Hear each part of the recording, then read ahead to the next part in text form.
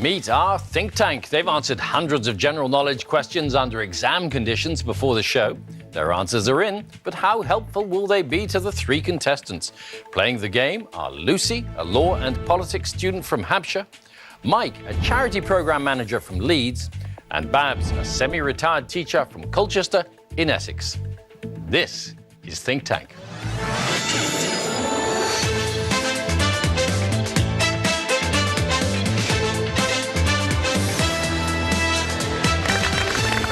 To the show. Welcome as ever to our think tank. This cross-section of the nation is on hand every day to help our three contestants. In the think tank, we have chemistry teacher Armanel, retired holiday rep Ken, Dr. Abby, retired local government manager Jackie, PR executive Max, retired HR advisor Diane, musician Cleve, and waiter Peter, who's been known to serenade his customers. But will their answers to the questions be music to our three contestants' ears? We'll find out. Lucy, lovely Hi. to have you with us. You are a law and politics student. What else do you like to do in your spare time? I like to travel. I try and collect a postcard from everywhere I go, just so I've got a memento of everywhere I've been. So how many postcards have you got altogether? Over 50. I try and get one from each sort of city I visit. Ah, very good. Ken, you collect things, don't you? Yes, model lizards, yes. They're actually in Spain, they're called salamanders. And every time I go, I bring one home and I hammer it to the garage door. Must be painful. Well, it's not alive, it's only a model. Oh, okay, good. And what's your weakest subject likely to be? Sport. I've got no idea. I can sort of name a token player for each sport and have a bit of a guess, but I've got no idea. Well, Cleve, I think, is your man for sport. Aren't you, Cleve? I hope so. On the other hand, Jackie is perhaps not the best person to ask for. No, it could be written in Swahili. You have been to a football match once, though, haven't you? The most exciting thing that happened was a player's shorts fell down, so I'll not be going again. OK, obviously not a great success. Lucy, lovely to have you with us. Mike, you're a charity programme manager. With which charity is that? I work for Business in the Community. Are you married? Yeah, I got married last year to Vicky. And in your spare time, what do you like to do? Last year, just after my 50th birthday, I did white-collar boxing and I got into the ring, had my first ever fight. And how did it go? I wouldn't have mentioned it if I lost. All right, well, good luck with you. it. Babs with a Z. Yes. How did that come about? Well, about 5 years ago, I was approached by a pop group from Birmingham to be their manager. Barbara doesn't sound very hip to be the manager of a pop group, so I changed it to Babs with a Z, so that's why. And Babs, your strongest and weakest subjects? I'd probably say maybe language and literature. Weakest, film, television. Well, Armanel's the teacher, and Yes. you can help out with things like reality TV, can't you? I'm ashamed to say I found it very relaxing to watch things like The Real Housewives of Orange County. A window into another world. There you go. All right. Well, welcome to all three of you. Thank you. Over 3 rounds, our contestants will try to tap into the knowledge of the think tank to build up as much money as possible. Don't forget, the think tank have tried to answer all the questions to the best of their ability, whether right or wrong. The 2 highest scorers go through to the final. Ultimately, just one can walk away with a cash prize. So let's play the first round. So I'm going to ask you a question, and then every member of the think tank will reveal the answer they gave before the show. The right answer is always there somewhere, but also in the mix, any number of mistakes. Pick out the correct answer. £200 is added to your prize fund. OK, you get 2 questions each. Lucy, you're first. So here's the first question we put to the think tank. 50 is the title of a 2016 comeback album by which singer who was a major star of the 1980s? Have a think about that while we see what the think tank thought, starting with Abby. Queen. Rick Ashley. Rick Astley. Madonna. Lulu. Rick Astley. Ronan Keating. George Michael. So 3 for Rick Astley, several others as well, though. Lucy, what do you think? Is it familiar to you? Yeah, I think I heard about it, and I think it got to #1, which is quite a big deal because he hasn't really had much success since the 80s. And I think it's Rick Astley. So you're saying Rick Astley is the major star who had an album called 50 as a 2016 comeback album. Are you right? Rick Astley it is, well done. It was his first UK #1 album in 29 years, so well done, Lucy. £200 goes into your prize fund. And we come to Mike. Here's your first question. The Barossa Valley is one of the oldest wine regions of which country? Let's see what the think tank came up with on that one. Abby. France. England. Australia. Italy. Italy. Italy. Spain. Chile. Well, 3 went for Italy, but there's a fair spread of others. Mike, what do you think? I've got to admit, I don't know the answer to this one, Bill, but Max looks like he knows his wine. and Ken looks like he's had a bottle or two. So I'm going to go along with those and say Italy. OK. You're saying that Italy is where the Barossa Valley is one of the oldest wine regions. Let's see if you're right. Australia? Australia. When you drink it, doesn't necessarily mean that you know where it is. That's I read some bottles along the way. the Barossa Valley is in South Australia, northeast of Adelaide. So no money for you there, Mike, but plenty of other chances coming up. And Babs, here's your first question. Who became Vice President of the United States in 2009? What did the think tank make of that one? Abby? Hillary Clinton. Hillary Clinton. Hillary Clinton. Joe Biden. Greg Leroy. Lee Brooks. Dick Cheney. Joe Biden. 3 for Hillary Clinton, 2 for Joe Biden, and a couple of others in there. Anything leaping out at you, Babs? Unfortunately not. But I'm going to go with Max and Arminel, Joe Biden, who I haven't heard of, but I respect their knowledge. Joe Biden. I'm going to go with Joe Biden. Joe Biden is your answer for the man who became Vice President of the United States in 2009. Let's see if your faith is to be rewarded. It is. Joe Biden. Well done. So, Babs, £200, well done, added to your prize fund for your correct answer. Lucy, we come back to your second question. According to tradition, what sound must never be made in a theatre by non-crew members? Right. What sounds did the think tank come up with? Abby? Yawn. Clap. Breaking wind. Whistle. Whistle. Whistle. Whistle. Boo. Well, a fair number of different sounds for you to choose from there, Lucy. What do you think? I don't actually know, but I agree with Jackie that breaking wind should never be heard in a theatre. So I think I'll just have to go with what most of the think tank have said, and I'm going to say whistle. All right. What sound must never be made in a theatre by non-crew members? You're going with whistle. Let's see if that's the right tune for you to be doing. Yeah. Whistle it is. Jackie, I'm not even going to ask. Whistling in a theatre used to be a signal that stagehands would give to each other. So if anybody else whistled, it would be misleading and confusing for them. So that's why it was banned. OK. £200 to you, Lucy. Well done. Mike, here's your second question. Another Way to Die is the theme to which James Bond film? Have a think about that while we ask the think tank. Abby? Die Another Day. Octopussy. You only live twice. Quantum of Solace. You only live twice. Die Another Day.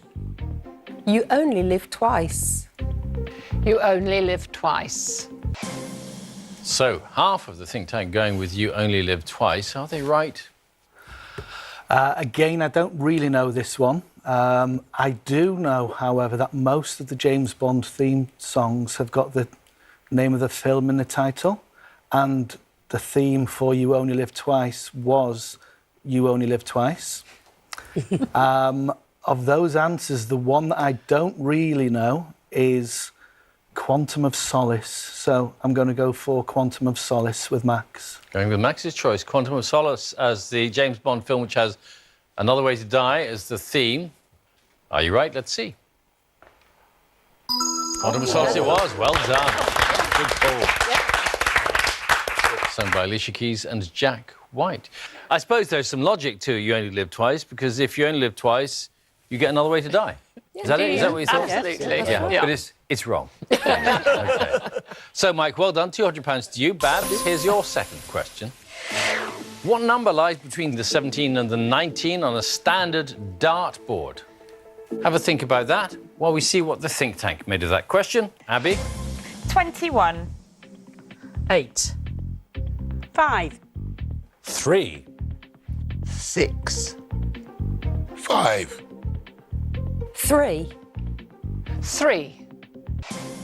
3 of the think tank have gone with 3, but a few other numbers in the mix as well, Babs. I did play darts when I lived in Barcelona, but that was such a long time ago. I think I'm going to go with 3. OK, it's the number that lies between the 17 and the 19 on a standard dartboard. Will you get a bullseye? 3 it is. Well done. It's the number that's right at the bottom of the board. All right. Yeah. So, well done. £200 to you, Babs. So, at the end of the first round, let's take a look at the prize funds. Mike is on £200. Tied on £400 are Lucy and Babs.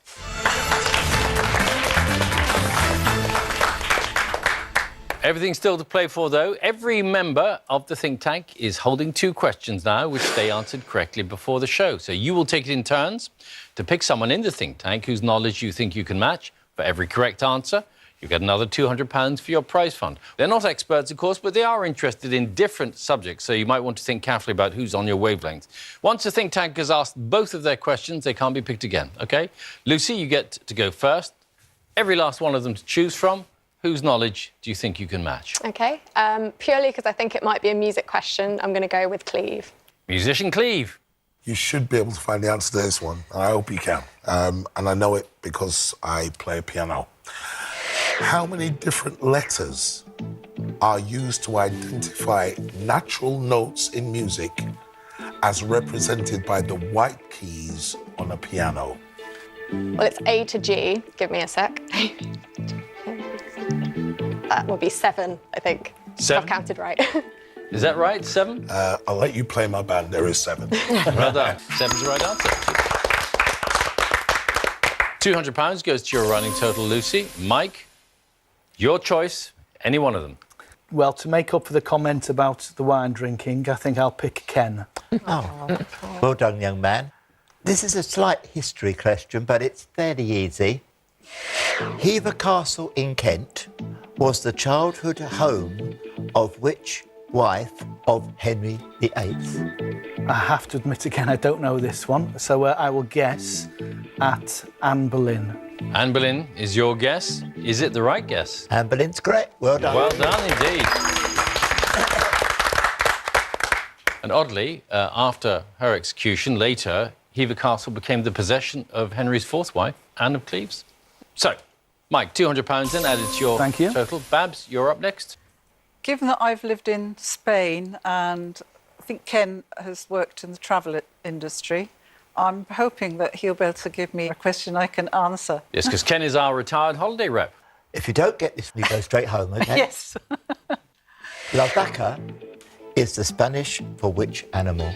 I know this, it's a cow. You're very confident about that. It's the cow, is it, Ken? Yes, very Well, good. thank you. Right. And Babs, that's £200 for your running total as well. OK, Lucy, we come back to you for your second question. Ken is out of the running. You can have any of the others. I think I'll go for Peter, because he's a pizza waiter, and I like pizza. We share that in common. I've got this question because I spend a lot of time in the cinema watching films. So my question for you is, Jack Nicholson famously said, "Here's Johnny," in which 1980s horror film? Jack Nicholson famously says, "Here's Johnny," in which 1980 horror film? Well, I think that's when he's using a pickaxe to get through a door. And I think that's The Shining. The Shining, Peter? She is correct. It is correct. Shining it is, well done. Actually, "Here's Johnny" was the catchphrase used by Ed McMahon when he introduced Johnny Carson on his chat show, so well done. Go on, Peter. You know you like horror films. Do it. Do the thing. Here's Johnny. Thanks very much, Peter. Well done, Lucy. £200 for you. And Mike, it's your second question. Anyone but Ken. Well, on the basis that my eldest son is called Peter, I'm also going to go for Peter. Okay, I spent a lot of time doing a bit of science at school, so it's a science question, so good luck with this one. An atom consists of protons, neutrons, and which other subatomic particle? An atom consists of protons, neutrons, and which other subatomic particles? It's been a long time since I did science at school, but I'm going to go for electron. Electron, is that right, Peter? I would say you're positive, but you are correct. Well done. And it is the lightest subatomic particle known to man. Well done, Mike. £200 for you. Babs, here's your second question. You can't ask Peter or Ken. I think I'm going to ask Arminel. Our chemistry teacher. Right. Well, I got this question right because I have 4 sons who are of the age to have been very interested in Pokemon. And indeed, one of them qualified for the World Pokemon Trading Card Championship. So I obviously gathered a little bit of Pokemon knowledge along the way. So the question is, in the Pokemon TV series, which Pokemon was the first to be caught by the trainer Ash Ketchum? I have not got a clue. I don't know any of the people in Pokemon. I'm presuming there is somebody called Pokemon. Maybe incorrectly, I'll just have to say that. Pokemon is your answer? Yes. OK, is it the right answer? No, sadly, Pokemon are so called because they're pocket monsters. So it's a pocket monster. OK. And in fact, it was Pikachu that was the first to be caught, an electric mouse. OK. The stuff you remember. Who's making a Pikachu noise? Go on, then. Yes. Pikachu! So many lifetimes wasted. Babs, sorry, nothing for you there. Lucy, we come to you for your third question, and just 6 out of the 8 still to ask. I think I'll go with someone who hasn't asked anyone a question yet, so I think I'm going to go with Diane. Hello. Hi. The reason that I got this question right is because my daughter is a rescue diver and a dive master. So the question is, for what does the letter C stand in the acronym SCUBA? I have no idea. Maybe create. Yeah, you want to go create? Sure. Create. We'll have a go with that. Create, possibly? OK, I'm really sorry. I was willing the answer to you. It's self-contained underwater breathing apparatus. OK. Well, of course. Yeah. Contained was the word we were looking for. Oh, sorry. So, nothing for you there. Mike, question 3 for you. And everybody apart from Ken and Peter still. Well, Abby hasn't asked a question yet, so I'll choose Abby, please. OK. Well, I'm glad you asked me this question because I absolutely love this television programme. I know every single episode, every single line. So, in the US sitcom Frasier, what is the first name of Frasier's father? Obviously, the title character is Frasier. He's got a brother called Niles, and his father would be called... and it's not coming, so I'm going to just guess a name and say Robert. Robert is your answer for Frasier's father's name. Is that right, Abby? I'm sorry, it's Martin. Martin. Martin. Marty for short. And the dog in it is called Eddie, but its real name was called Moose. Good Frasier knowledge. You really do watch it every night, don't you? I know a lot about Frasier. OK. Abby, thanks very much. Nothing for you there, Mike. And we come to Babs for your third question. Still a full 6 to choose from out of 8. I'm going to go with Jackie this time because she's from up north and I lived in Bradford for about 10 years, so... That's a good enough reason. Hopefully. Thanks, Babs. I've been to this place. I've been to Rome 4 times. But the question is, which famous fountain in Rome takes its name from its position at the junction of 3 roads? Well, the only fountain I know in Rome, which I was lucky enough to see when they didn't have the scaffolding up, was the Trevi fountain. I'm hoping it's Trevi. That's absolutely correct. I'm going to stop throwing coins in because I've been 4 times. So did I. Yes. Because legend has it that if you throw a coin into the Trevi fountain, you are guaranteed a return to Rome. And obviously worked for you. Did. There you go. All right. Babs, £200 for you. Thank you. And that brings us to the end of another round. So let's see how your prize funds have changed. Mike is on £600. Lucy and Babs are tied on £800. So in that round, you did select 3 questions each, but old Max got left out. And we don't want that to happen, do we? He needs to be able to ask a question, doesn't he? Because he's so knowledgeable. So, Max, just for fun, what's your question? Well, Bill, as you know, I love my literature, and this is one of my favourite books. I don't know if there are other Orwell fans in the room, but this one is for you. In George Orwell's Animal Farm, what sort of animal is the character called Napoleon? Just for fun, you might have the answer to this at home. Got any thoughts, guys? I think he's a pig. Yeah, I think he's a Yeah, pig. Pig. Are they on the money with pig? Oink, oink, you're absolutely right. Well done. Okay, good stuff. Why didn't we ask you? Some answers more equal than others. Very good. OK, let's get back down to business. So one of you is going to have to leave the game shortly, but there is one last chance for you to take the lead. You're all tightly bunched. Mike, you can easily catch up. All of you will now be asked the same question. 2 members of the think tank will then give you the answer that they gave before the show and their reasons for giving it.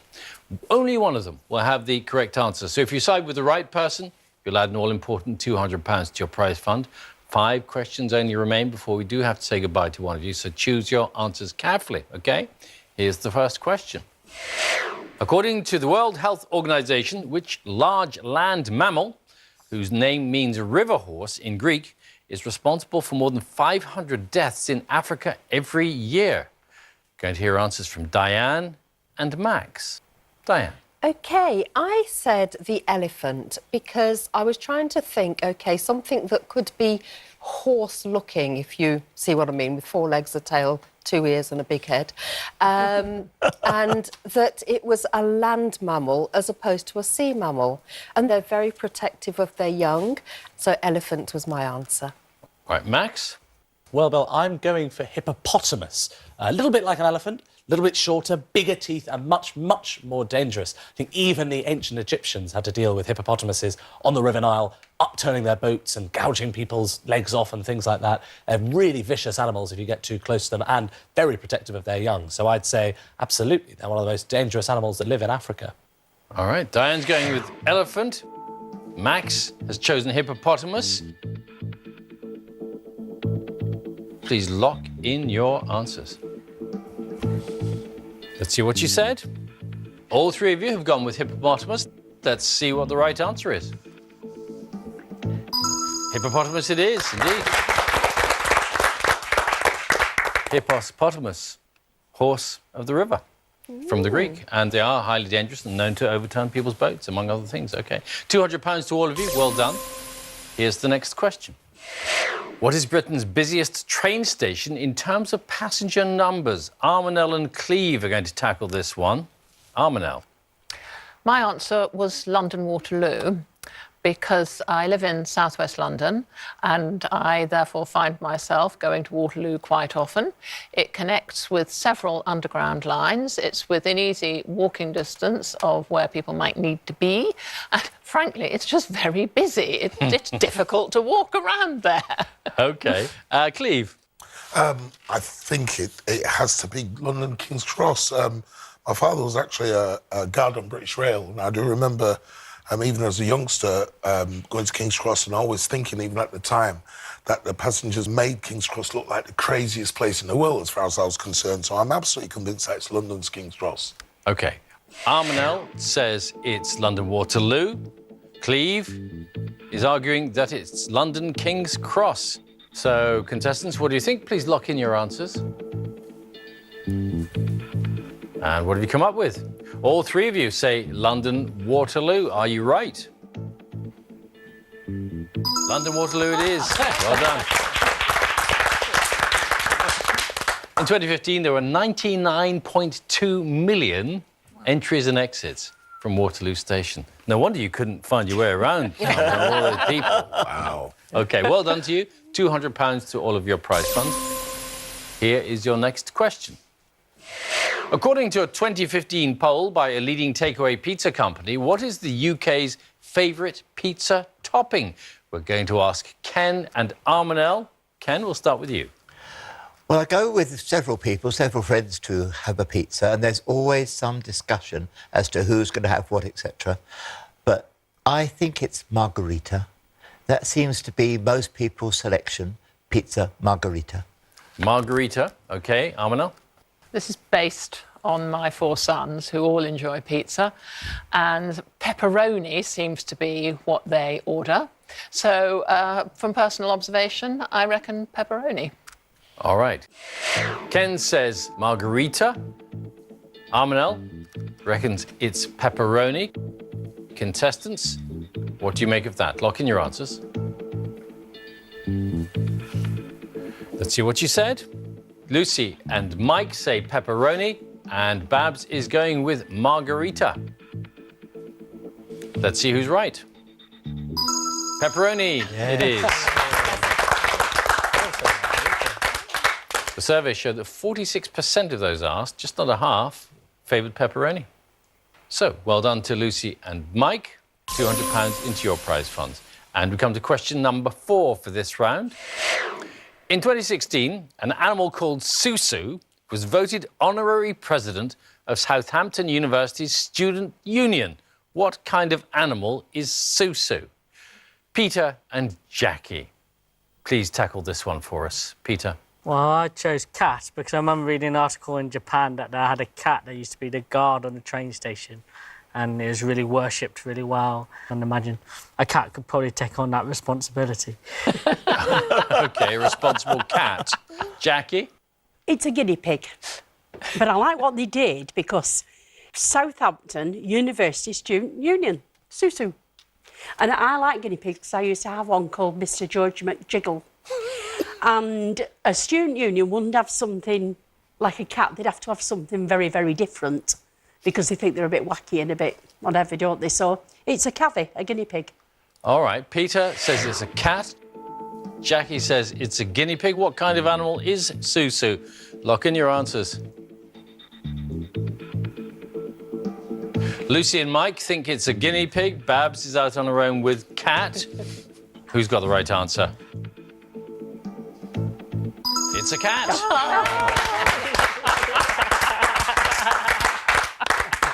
The cat was voted honorary president as a reward for reducing students' stress levels. Oh, right. So there you are.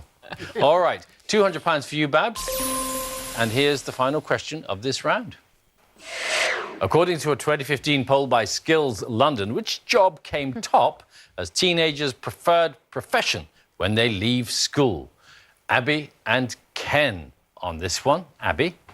So I went with lawyer simply because I feel like a lot of university courses have a combination of 2 topics. So it's often politics and law, English and law, French and law. And there's a lot of people that do a law conversion degree. So I thought it was lawyer. Lawyer. OK, Ken? Well, I had a bit of a think about this, and I thought a lot of youngsters would like to follow in Abby's profession, which is a doctor. So Abby says lawyer, Ken says doctor. Contestants, please lock in your answers. What have you come up with? All 3 of you have gone with lawyer. Let's see if you're on the right side there. It's a doctor. That's what they all want to be, apparently. So, Abby, you're too modest. Clearly changed. Teaching, law and banking were the next 3, but doctor was number 1. Number 1. Yes, we all revere you and all the other doctors, you see. All right, OK. So, nothing for you there, for any of you on that one. That brings us to the end of the main game, so let's take a look at your totals. Lucy and Babs are tied on £1,400. On £1,200, just behind them is Mike, but that means, sadly, Mike, we have to say goodbye to you. It's very close, so well done. Have you enjoyed playing? It's been great. Thank you for having me. Thank you for being with us. And that means Babs and Lucy, you two will now compete to take home the money you've earned so far in our final. Lucy, if you're today's winner, how would you like to spend your prize? I think I'd save it all up and go on a trip somewhere that I've never been. Get more postcards for your collection. OK, and Babs? The same, I'd spend it on travel. I'd go to Australia. My niece is having her first baby, so it would be my first great niece, if that's right. So I'd spend the money on that. All right, well, good luck. Our Thank final you. is a general knowledge battle. I'm going to ask you 5 questions each. Whoever gives the most correct answers takes home the money that they've built up so far. You're not on your own. The think tankers are still here to help you out if they can. You can pick someone to consult with before you answer the questions. Each member can only be picked once. The difference in the final, though, is that they haven't seen any of these questions before, so they know as little about them as you do. OK? Both ready? Let's do the final. Lucy, we're starting with you. Here's your first question. In Greek mythology, what creature was Chiron, who had the head, arms and torso of a man and the body and legs of a horse? All 8 of the think tank to choose from to help you. I think I might go with Max. He seems like he might know this one. Max, our PR executive. I do love my Greek mythology. Did you have anyone in mind for Chiron? What kind of creature he was? Just because it says legs of a horse, I was thinking it might be a centaur. Yes, you're absolutely right. I think it is a centaur. I don't know whether Chiron was one of the kings of the centaurs or something like that, but he was a centaur, yeah. OK, yeah, I'll go with centaur then. Centaur is your answer for the creature that was Chiron, the head, arms and torso of a man and the body and legs of a horse. Let's see if you're right. Centaur it is. Well done. The famous teacher who tutored Achilles, Heracles and Jason. So you're off the mark. Babs, we come to you. Here's your question. Richard Ashcroft was the lead singer of which band formed in 1989? Who's going to help you here? Well, I think Cleve could probably help me here, given that he's such a music expert. That's some title you've bestowed on me there. Quite like that one. I do think I know this. I think he was from Manchester, and I think the band, if I remember rightly, was I think it's the Verve. I think you might be right. I was thinking Ash, but that's just off the top of my head. Yeah. I'm going to go with your answer, the Verve. OK, you're saying Richard Ashcroft was lead singer of the Verve, the band formed in 1989. Let's see if you're right. And you're right, the Verve it is. Their biggest hits were Bittersweet Symphony, Yep. Lucky Man and The Drugs Don't Work. OK, 1-1 then. Lucy, we come to you for your second question. Which international rugby union team won a Grand Slam in the men's 2016 Six Nations tournament? A sport question. Who could help you here? I might try Jackie. You couldn't have picked anybody with less knowledge. What do you think? I don't think it was England, because I think I'd know if it was England that won it. Other than that, I'm not really sure. It's just going to have to be a wild guess. I think I'm going to go with France. You're going to go with France? Yes. That's your answer? As the international rugby union team who won the Grand Slam in the men's 2016 Six Nations tournament, you say France. Let's see if you're right. It was England, in fact. Sorry, I couldn't. Don't worry, I didn't know that. Yeah. Their first Grand Slam title since 2003. Oh. Just passed you by. OK. So you've missed out on that one. Babs, you can take the lead with your second question if you get this one right. In Fleming's Spy, James Bond was removed from which famous school after an alleged incident with one of the boy's maids? Who could help you on this literature question? I'm going to go with Arminel. Our chemistry teacher. Right, OK. Do you have any idea at all? No. Right, well, let's go along the famous school line. Yes. Do you think James Bond would have gone to Eton? Possibly. Or rugby? Or... Yes. I'm going to go with Eton.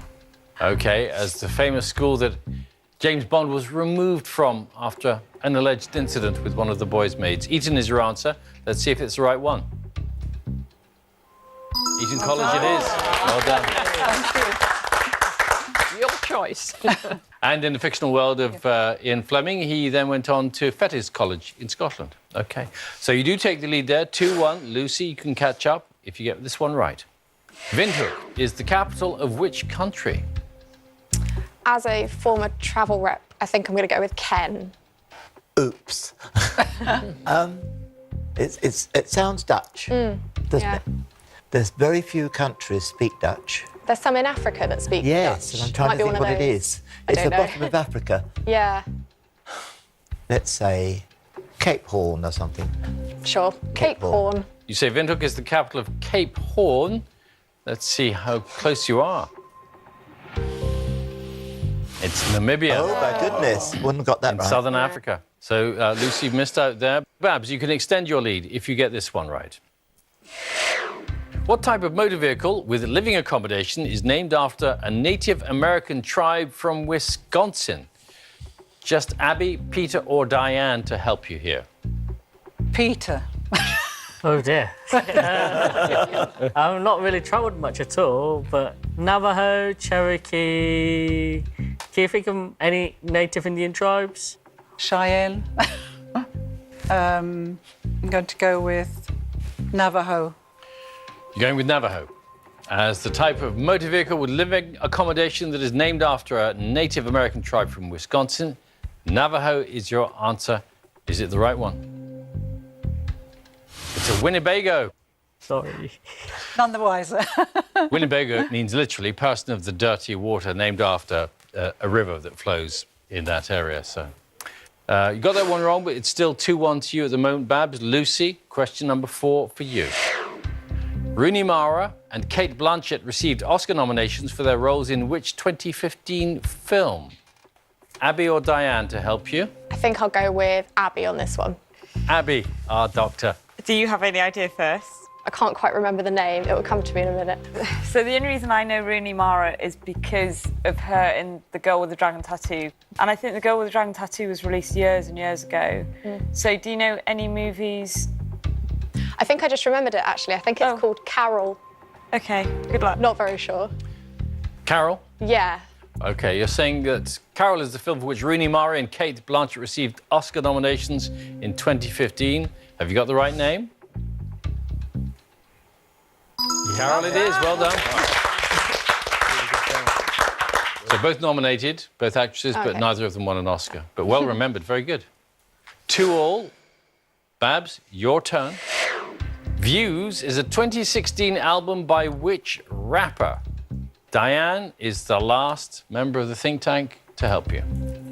I don't listen to rap music at all, so I'm hoping Diane can come up with at least some names. I don't listen to rap music, but thinking of rappers, you've got Jay-Z, Kanye West. I don't know that it would be Jay-Z because we might have heard. We would have heard, I think, and Yes. it wouldn't compete with his wife's album coming out, presumably. I would look at Kanye. He's the only person that I could probably think of. I'll go with Kanye West. Kanye West Yes. is your answer. Yes. Views, the 2016 album by Kanye West, you say. Have you got the right person there? Drake, it was. Well, I haven't even heard of him, so. Oh. And the album contains a hit single, Hotline Bling, which you know off by heart, obviously. Yes. OK. All right, it's 2-2. This is your 5th question then. No think tankers left to help you. You're on your own from here on in. Lucy, this is your question.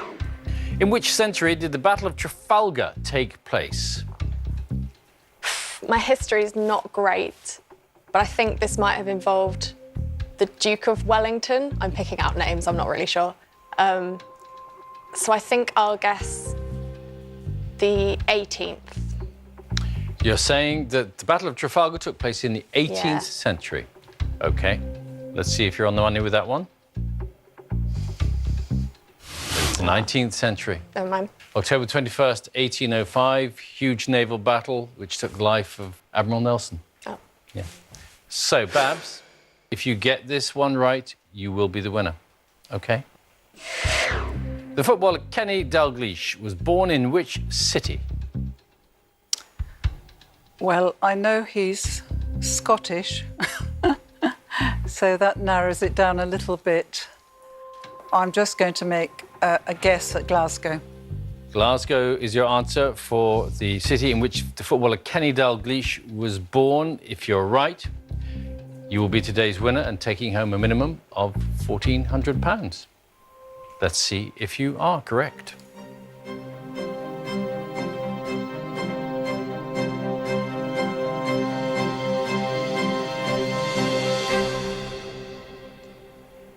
Glasgow it is. Well done. Congratulations, Babs. You are today's winner. Well done. Kenny Dalglish, born in 1951, went on to play for Scotland more than 100 times. So an answer you came to very quickly. Well done. Lucy, well done. You fought very hard, just didn't quite get to it in the end. Not taking anything home, apart from, we hope, a glorious memory of the great intellectual heights you scaled with these lot. OK, thanks very much. Thank you. Babs is our winner. You're definitely taking home your prize of £1,400 shortly. You'll have the chance to add an extra £1,000 to your winnings. First, though, shall we find out who the think tanker was who gave the most correct answers in today's show? I wonder who it could have been. It's Max! Well done, Max. Babs, you have one last chance now to boost your prize money as you face our question impossible. So, Babs, this is the toughest question of the whole show because no one in the think tank got it right earlier. If you can achieve what none of them could and give us a correct answer, that extra £1,000 will be yours. Let's take a look, then, at your question impossible. A puddle club is an informal name for a gathering of which insects? Before you answer, we'll give you a little bit of help. We'll take a look at the wrong answers that the think tank gave, and this could help you rule a few things out. So let's see what they came up with. Gnat, ladybird, duck, fly, bee, mosquito, and pond skater.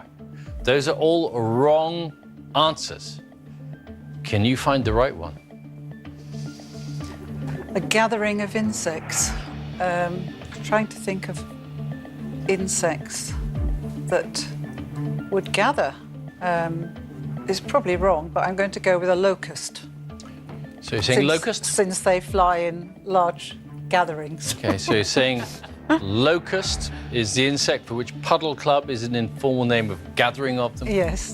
This for an extra £1,000. OK, so fingers crossed. Let's see if you have the right answer.